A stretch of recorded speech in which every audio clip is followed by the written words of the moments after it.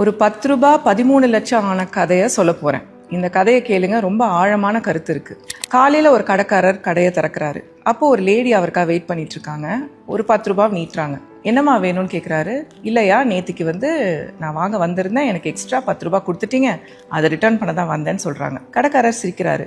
நேற்று 5 ரூபாய்க்கும் அவ்வளோ பார்கெயின் பண்ணீங்க, 10 ரூபாய்க்காக இவ்வளோ தூரம் வந்திருக்கீங்களான்னு கேட்கும்போது அவங்க சொல்கிறாங்க, பார்கெயின் பண்ணுறது என்னோட உரிமை, ஆனால் ஒரு விலையை நம்ம ரீச் பண்ணதுக்கப்புறம் 1 ரூபாய் உங்களை ஏமாத்தினாலும் அது என் கான்ஷியஸ் சும்மா விடாது சார். அதுக்கு தான் நான் வந்திருக்கேன். இன்ஃபேக்ட் நேற்று நைட்டே வந்தேன், நீங்கள் கடையை மூடிட்டீங்க, அதனால 2வது வாட்டியாக காலையில் வந்திருக்கேன்னொன்னே கடைக்காரர் ரொம்ப ஆச்சரியப்படுறாரு. 10 ரூபாய் தானம்மா, எதுக்காக 2வது வாட்டி இவ்வளோ தூரம் வந்தீங்கன்னு கேட்கும்போது, சார் அது உங்களுக்கு பெரிய விஷயமா இருக்காது, ஆனால் எனக்கு பீஸ் ஆஃப் மைண்ட் வேணும். என் ஹஸ்பண்ட் உயிரோடு இல்லை, எனக்கு சொல்லி கொடுத்தது ஒன்று தான், யார்கிட்டயும் 1 ரூபாய் கூட நம்ம ஏமாற்றக்கூடாது. நம்ம ஏமாத்துறோம்னு நினைக்கிறோம், ஆனால் மேலேருந்து பார்க்குற கடவுள் இதெல்லாம் பார்த்துட்டே இருக்காரு, அக்கௌண்ட் வச்சுட்டு தான் இருக்காரு. இன்னைக்கு நம்ம தப்பு பண்ணால் நாளைக்கு நம்ம குழந்தைங்களுக்கு அது பாதிக்கும் அப்படின்னு சொல்லிட்டு போயிருக்காரு. போயிட்டு வரேன்னு சொல்லிட்டு கிளம்பிடுறாங்க. இந்த கடைக்காரர் பார்த்துட்டே இருக்காரு. உடனே என்ன பண்ணுறாரு, கல்லாப்பட்டியிலேருந்து ஒரு 300 ருபீஸ் எடுத்துட்டு மார்க்கெட் போகிறாரு. அங்கே நேராக ஒரு கடைக்கு போயிட்டு, பிரகாஷ் இந்தாப்பா அவன் 300, நேற்று நிறைய உனக்கு நான் சார்ஜ் பண்ணிட்டேன், எனக்கு அது கான்ஷியஸ் ஏதோ குத்திட்டே இருந்துச்சு, நான் ரிட்டர்ன் பண்ண வந்தேன் அப்படின்னு கொடுத்துட்றாரு. பிரகாஷ் சிரிக்கிறாரு.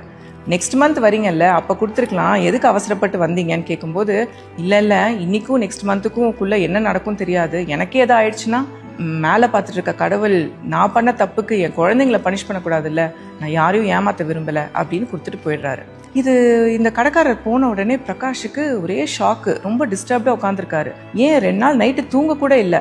3ஆவது நாள் என்ன பண்றாரு, பேங்க்குக்கு போயிட்டு 13 லட்சம் ரூபாய் வித்ட்ரா பண்றாரு. என்ன கதைன்னா, 10 வருஷம் முன்னாடி பிரகாஷ் அவர் ஃப்ரெண்டு கிட்ட 3 lakhs கடன் வாங்கியிருப்பாரு. அடுத்த நாள் அந்த ஃப்ரெண்டு இறந்து போயிருப்பாரு. ஃப்ரெண்டோட ஃபேமிலிக்கு இது தெரியாததுனால யாருமே இந்த பணத்தை கேட்கவும் மாட்டாங்க, பிரகாஷும் திரும்ப கொடுக்க மாட்டாரு. ஃப்ரெண்டோட ஒய்ஃபு ஒரு மெய்டா வேலை பார்த்து தான் குழந்தைங்களை ரொம்ப கஷ்டப்பட்டு வளர்த்துட்டு வருவாங்க. அப்போ கூட பிரகாஷ் இதை பற்றி வாயை திறக்க மாட்டார். நேராக ஃப்ரெண்டு ஒய்ஃபுக்கு போயிட்டு காலில் விழுந்து நடந்ததெல்லாம் சொல்லி மன்னிப்பு கேட்பாரு. ஃப்ரெண்டோட ஒய்ஃபுக்கு ஒரே ஆச்சரியம். ஒரு ரூபாவும் அந்த அம்மாவுக்கு ரொம்ப கஷ்டப்பட்டு உழைச்சி சம்பாதிக்கிறாங்க. இந்த 13 லட்சங்கிறது ரொம்ப பெரிய டீல் அவங்களுக்கு. அவரை பிளஸ் பண்ணி அந்த ரூபாயை வாங்கி வச்சுக்கிறாங்க.